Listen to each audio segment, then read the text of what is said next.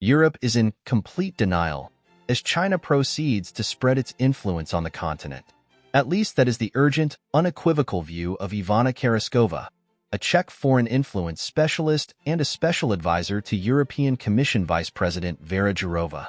In some countries, awareness of Chinese influence operations is high because they have a history of Russian-backed action.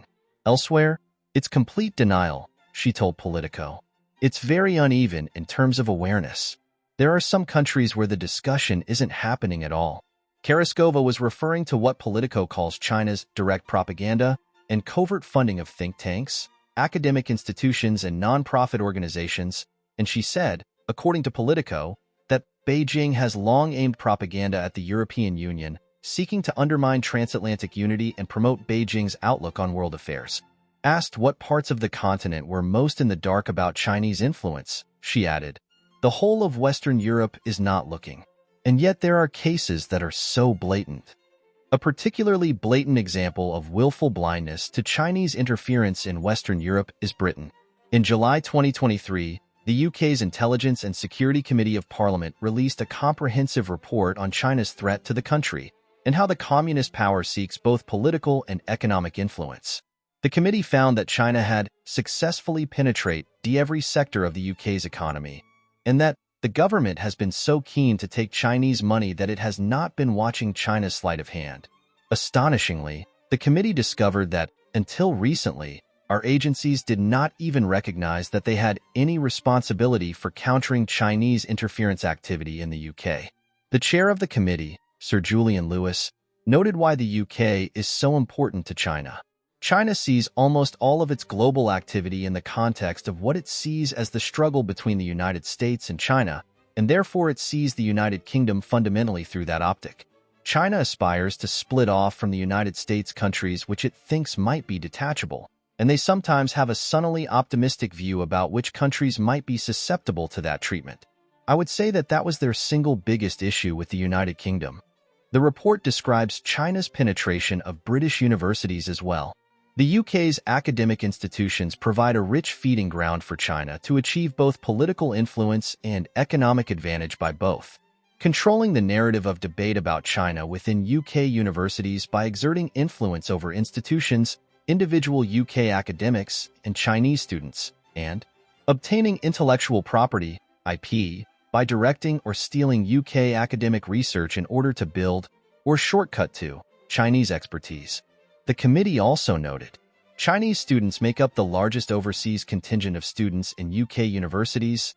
It is believed that, in 2019, there were more than 120,000 Chinese students in the UK, more than in the rest of Europe combined. During this inquiry, we were told that China likely seeks to exert influence over UK universities by threatening to withdraw scholarships or funding for Chinese nationals in the UK. China's influence in the UK, however, is not limited to all sectors of the economy, universities, and think tanks. Its influence reaches deep into the government as well. Despite all the above, the government does not want there to be any meaningful scrutiny of sensitive investment deals with China. According to the report, that is perhaps not so strange. As described by Clive Hamilton and Marek Olberg in their book, Hidden Hand, exposing how the Chinese Communist Party is shaping the world, the Chinese Communist Party, CCP, has managed to groom British power elites to support Chinese interests, especially through a networking group named 48 Group Club. No group in Britain enjoys more intimacy and trust with the CCP leadership than the 48 Group Club. It has built itself into the most powerful instrument of Beijing's influence and intelligence gathering in the United Kingdom. Reaching into the highest ranks of Britain's political, business, media, and university elites, the club plays a decisive role in shaping British attitudes to China, enthusiastically fostering the interests of the CCP in the United Kingdom. Meanwhile, the UK Foreign Office reportedly told government officials not to use the term hostile state about China in order not to offend the communist country. The term, the Foreign Office said, should not be used in documents and internal messages via email and WhatsApp between advisors, civil servants, and ministers. In Europe, the PRC's influence is significantly higher in Germany than comparable European countries, according to the China Index, an independent organization that tracks Chinese influence worldwide. A key concern is the high level of uncritical research cooperation between Germany and China, including in sensitive technological and military areas, which is one of the highest and among the most captured globally. Huawei, BGI, ZTE, Isilicon, Huawei-owned, and other Chinese companies collaborate with and fund projects at German universities and research institutions. Huawei alone has entered into at least 120 cooperation projects over the last 15 years, with annual budgets between 25,000 to 290,000 euros per project. The real number is unclear, as German universities sometimes cite their academic freedom to refuse to answer freedom of information questions for media about controversial cooperation. The research suggests the PRC is trying to influence the middle class in Germany through academic and media-based linkages, perhaps as a means of influencing the wider European region, said China Index researcher Dr. Puma Shun. There are 90 Chinese groups in Germany with direct ties to the United Front bureaucracy in China. According to China expert Didi Kirsten Tatlow, I identified another, nationwide, German organization with 37 affiliates that partners with a key CCP influencing organization, thereby both facilitating and carrying out United Front-style work, perhaps unbeknownst to its members.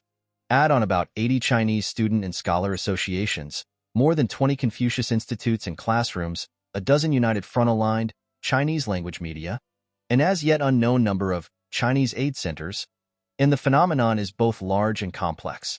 There are hundreds of groups working in Germany to maintain the CCP's ideology, values, language, and goals to varying degrees among a relatively small Chinese diaspora and, importantly, more broadly in society from the grassroots to the elite. Europe-wide, these groups are embedded throughout civil society. Even many Chinese and non-Chinese members may be unaware of their exact nature or function, and likely number over 1,000, since they are present, with some variation, in every country.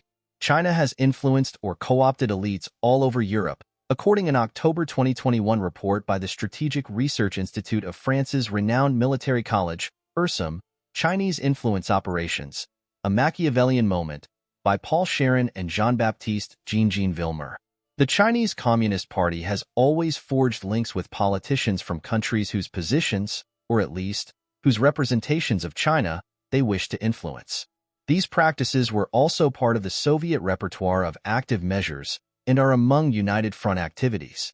Sharon and Villemer described the influence of the Chinese Communist Party in both Italy and France. The CCP also seems very active within the Italian political class, targeting the M5S, Five-Star Movement, in particular. The situation is judged even more worrying since the Italian Ministry of Foreign Affairs has little resources on China. In addition, the Minister of Foreign Affairs, Luigi Di Maio, is perceived to be fully aligned with the CCP's cause, defending its interests in Italy. Although his positions seem to have evolved recently, he was notably criticized for signing a Belt and Road Initiative agreement in March 2019, when he was Minister of the Economic Development, which has increased the Italian trade imbalance and eased the Chinese penetration in Italy since. Italy, according to reports, is trying to leave the Belt and Road Initiative. The decision to join the Silk Road was an improvised and atrocious act, Italian Defense Minister Guido Crosetto said recently. The concern now is how to leave it without damaging relations with the Chinese Communist Party. According to Sharon and Jean Villemer, in France, as much as anywhere else, the party has forged strong relationships with individuals enabling China to infiltrate the political sphere, defend its interests, and silence critical voices. Beyond individuals punctually and diversely recruited by the party, the construction of a Chinese network within the French elite runs through the France-China Foundation since 2013.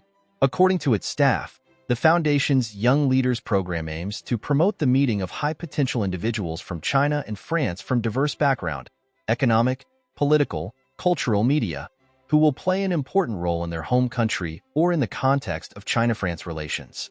Chinese influence also reaches into several of the formerly communist Eastern and Central European countries, according to Sharon and Jean Villemer. In the Czech Republic, another interesting European example, Chinese influence on politicians has reached new heights. MapInfluence CE described a massive penetration of Czech political networks, the Czech Social Democratic Party, SSD, most specifically.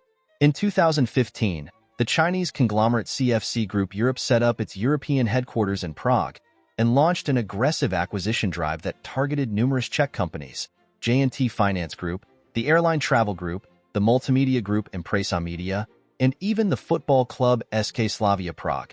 Yaroslav Tvrdík, who was appointed vice president of CFC Europe, played a key role in the majority of these acquisitions.